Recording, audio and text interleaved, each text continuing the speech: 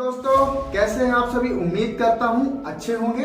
आज लेके आया हूं करंट अफेयर्स 1 फरवरी से लेके 5 फरवरी तक। देखिए, पहला क्वेश्चन क्या बन रहा है कि 37वां सूरजकुंड शिल्प मेला कब, कहां से, कैसे लगेगा, उसके बारे में आपको बता दूं। ये 2 फरवरी से 18 फरवरी 2024 तक लगेगा। ठीक है, थोड़ा सा जानकारी इसके लिए देख लेते हैं अपन क्या कहता है।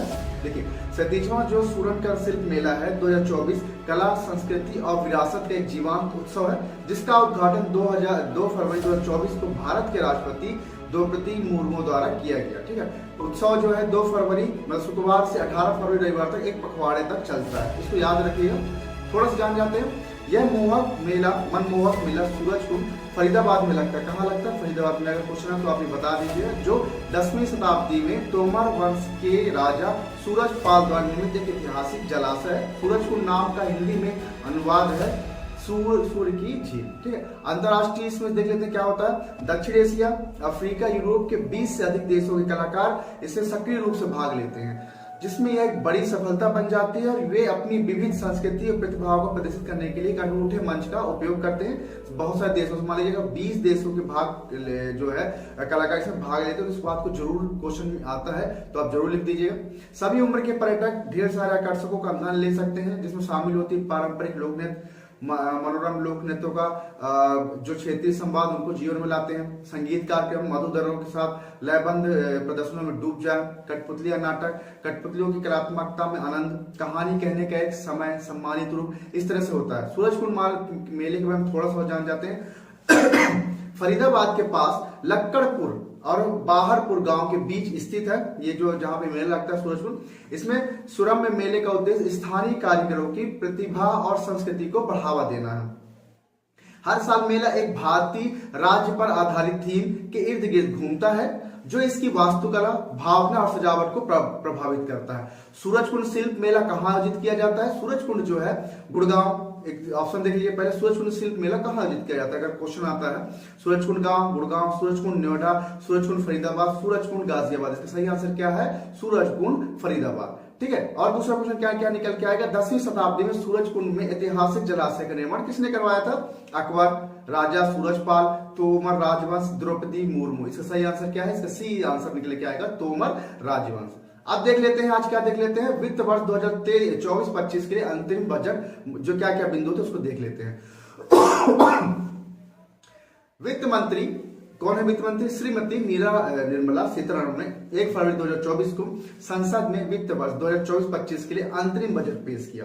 चूंकि यह एक अंतरिम बजट है, इसलिए आम चुनाव के बाद नियमित बजट पेश होने तक आवश्यक व्यय पर ध्यान केंद्रित करता है, क्योंकि चुनाव के मद्देनजर इसको दिया गया था। इस बजट को इसको कुछ बिंदु है, इसको ध्यान रखिएगा। पहले राजकोषीय समावेशन, इसको मैं आपको बता देता हूं। राजकोषीय घाटा का जो लक्ष्य है सकल घरेलू उत्पाद का जो है 5.1% वित्त वर्ष जो है 25 और 26 तक 4.5% तक पहुंचने का जो है अनुमान लगाया गया, लक्ष्य रखा गया। राजस्व प्राप्तियां अनुमानित 30.3 लाख करोड़ जो कि आर्थिक विकास को दर्शाती है, ये बताया गया है। कुल व्यय 47.66 लाख करोड़ होने का अनुमान 6.1% की वृद्धि के साथ बताया गया है। पूंजीगत व्यय कितना व्यय हुआ, किस किस में व्यय हुआ, ये देख लेते हैं। बुनियादी ढांचे के विकास को प्राथमिकता देते हुए 11.1% बढ़ाकर 11.11 लाख करोड़ किया गया है। सकल घरेलू उत्पाद का 3.4% और कुल व्यय का 23.31% दर्शाता है। 1.3 जो लाख करोड़ रुपए के कुल परिव्यय के साथ राज्यों के लिए 50 वार्षिक ब्याज मुक्त ऋण योजना की निरंतरता इसमें पूंजीगत व्यय में बताया गया है। समाज कल्याण क्या कहता है इसमें देख लेते हैं। आशा कार्यकर्ताओं को कवर करने के लिए आयुष्मान भारत स्वास्थ्य बीमा योजना का विस्तार किया गया है। मध्यम वर्ग, झुग्गीवासियों, ग्रामीण आबादी के लिए आवास योजना की शुरुआत की गई है। सभी को आवास देने की बात कही गई है। इसमें 3 करोड़ महिलाओं तक लखपति दीदी कौशल विकास कार्यक्रम का दायरा जो है बढ़ाया जाएगा। जो लखपति दीदी है तो 3 करोड़ महिलाओं तक इसको कौशल विकास के माध्यम से इसका दायरा बढ़ाया जाएगा। 9 से 14 वर्ष की लड़कियों के लिए सर्वाइकल जो कैंसर जिसमें फेमस है, बहुत सारी चीज सोशल मीडिया में आप सुन रहे होंगे, इसके लिए टीकाकरण बनाने का एक पहल की गई है। अन्य जो पहल है उसको भी देख लेते हैं। 1 करोड़ परिवारों को मुफ्त सौर ऊर्जा मिलेगी। करण जी की आप पढ़ते हो तो जान जाएंगे कि अभी नरेंद्र मोदी जी ने इसका उद्घाटन किया था। इलेक्ट्रिक वाहनों और ई बसों को बढ़ावा देने पर ध्यान देंगे। इनकम जो टैक्स स्लैब दरों पे जो पिछला टैक्स स्लैब था उसमें कोई बदलाव नहीं किएगा, जो सेम है वही चलेगा। देखिए इसमें क्या क्या क्वेश्चन बन जाते हैं अपन देख लेते हैं। वित्त वर्ष 2024-25 के लिए अंतरिम बजट में राजकोषीय घाटे का लक्ष्य क्या रखा गया है? सकल घरेलू उत्पाद का 3.5%, सकल घरेलू उत्पाद का 4.5%, सकल घरेलू उत्पाद का 5.1%, सकल घरेलू उत्पाद का 6.1%। आपने अगर ध्यान से पढ़ा होगा तो इसका सही आंसर है सकल घरेलू उत्पाद का 5.1%। क्या क्वेश्चन बन रहा अगला? अंतरिम बजट 2024-25 में आयकर स्लैब या दरों की क्या स्थिति है? बढ़ी हुई दरें, घटी हुई दरें, कोई बदलाव नहीं, समाप्त कर दिएगा, कोई बदलाव नहीं। ठीक है, इस तरह से क्वेश्चन देखा जाता है। चलिए एक न्यूज आई थी, आरबीआई ने पेटीएम पेमेंट्स बैंक को प्रतिबंध लगाया। क्या लगाया, कैसा हुआ, क्या, इसको थोड़ा सा देख लेते हैं। आरबीआई ने मार्च 2024 में से पेटीएम पेमेंट्स बैंक पर प्रतिबंध लगा दिया है। मार्च 2024 से पेटीएम पेमेंट्स बैंक पर प्रतिबंध लगा दिया, याद रखें। नियामक मानदंडों में उल्लंघन और लगातार गैर अनुपालन के बारे में चिंताओं के कारण यह कार्रवाई की गई है। कुछ कंप्लेन आ रही थी, जो मापदंड थे उनका उल्लंघन किया गया था। पेटीएम बैंक ने 29 फरवरी 2024 के बाद जमा क्रेडिट लेन देन या टॉपअप स्वीकार करने पर प्रतिबंध लगा दिया गया है। ब्याज, कैशबैक, रिफंड की अनुमति है, लेकिन अप्रतिबंधित निकासी शेष राशि के उपयोग की अनुमति नहीं है। फंड ट्रांसफर, उपयोग या निकासी को छोड़कर 29 फरवरी 2024 के बाद बैंकिंग सेवाओं, बीपीओ और यूपीआई सुविधाओं का कोई प्रावधान नहीं है। 29 फरवरी 2024 के बाद बैंकिंग सेवाओं, बीपीओ और जो यूपीआई सुविधा का कोई प्रावधान नहीं रह जाएगा। मूल कंपनियों के नोडल खाते 29 फरवरी 2024 तक समाप्त कर दिए जाएंगे। 29 फरवरी 2024 के पहले शुरू किए गए लेन देन से संबंधित जो भी लेन देन है, नोडल खाता, जो भी चीजें होती हैं बैंकिंग संबंधित, तो इस तरह से बहुत सारी चीजों को समाप्त कर दिया जाएगा, पूरा किया जाना उनको बताया गया। 14 फरवरी मार्च तक आप इसको कंप्लीट कर लीजिए। बाकी जो लेन देन है 29 फरवरी तक वो कंप्लीट बंद कर दिया जाएगा। क्वेश्चन क्या बन रहा है देख लेते हैं, किस तरह से क्वेश्चन आप पूछा जा सकता है। किस भुगतान बैंक को नियामक मानदंडों के उल्लंघन और गैर अनुपालन के लिए आरबीआई से प्रतिबंधों का सामना करना पड़ा? Airtel payments bank, Fino payments bank, Paytm payments bank, Jio payments. सही आंसर क्या निकल के आएगा? इसका सही आंसर आएगा पेटीएम पेमेंट्स बैंक। 2 फरवरी को विश्व आर्द्र भूमि दिवस बनाया गया, इसके बारे में थोड़ा सा जान जाते हैं।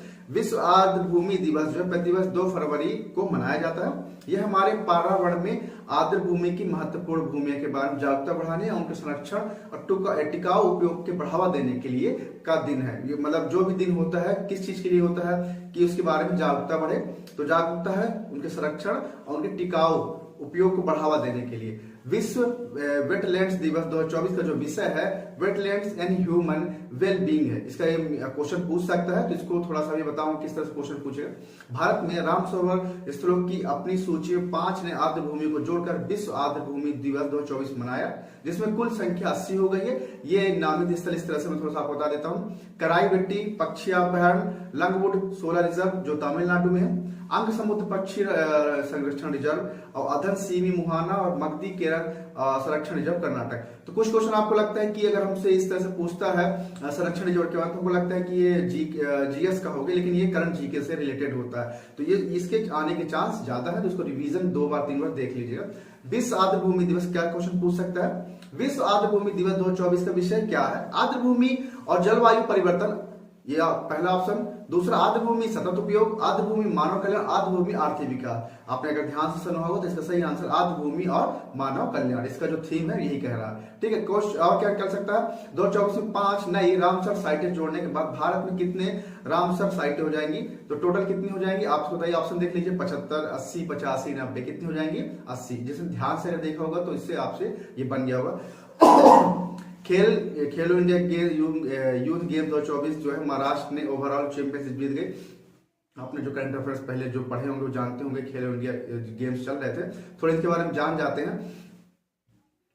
खेलो इंडिया यूथ गेम 2024 दिनांक 19 जनवरी 31 जनवरी 2024 तक ये चला। ये तमिलनाडु में चला, जो 4 उसके जिले थे चेन्नई, मदुरई, त्रिची, कोयम्बटूर, यहाँ पे आयोजित हुए। सर्वाधिक जो पदक विजेता राज्य कौन है? महाराष्ट्र, 57 स्वर्ण पदक जीते इन्होंने। महत्वपूर्ण बिंदु थोड़ा सा और देख लेते हैं। भारत सरकार की खेलो इंडिया पहल के तहत प्रमुख कार्यक्रम का 6वां संस्करण था। कौन सा संस्करण था? छठा, जो लोग पहले करंट अफेयर पढ़े हैं तो उनको पता होगा छठा संस्करण चल रहा था। पूरे भारत से 5,006 से अधिक एथलीटों ने भाग लिया था। विशेष रूप से प्रदर्शित 46 खेल विधाएं थी। इसमें कितनी विधाएं थे? 46 खेल विधाएं थी। महाराष्ट्र ने अपना एक जो खेल इंडिया खिताब है बरकरार रखा है, जबकि मेजबान राज्य तमिलनाडु ने अपना अब तक का सर्वश्रेष्ठ प्रदर्शन हासिल किया है। तो जो महाराष्ट्र ने जो इसका पिछला खिताब था उसको बरकरार रखा है और तमिलनाडु के जो प्रदर्शन में ग्रोथ हुई है, क्योंकि होम ग्राउंड था तो उसको तो थोड़ा सा फर्क पड़ता ही वहां पे खिलाड़ियों को। तो चलिए थोड़ा सा किस तरह से क्वेश्चन आएंगे उसको देख लेते हैं। किस राज्य ने 2024 खेलो इंडिया यूथ गेम्स की मेजबानी की? महाराष्ट्र, हरियाणा, तमिलनाडु, कर्नाटक। किसने की थी? तमिलनाडु ने की थी। देखिए करंट्स जीके जो है करंट अफेयर्स में आपके लिए ये ऐसे क्वेश्चन छाट के लाता हूं और कोशिश कर रहा हूं ऐसे पढ़ाने के लिए जो एग्जाम की दृष्टि से महत्वपूर्ण करंट्स के लिए भी और जो बाहरी जीके बनता है उसके भी।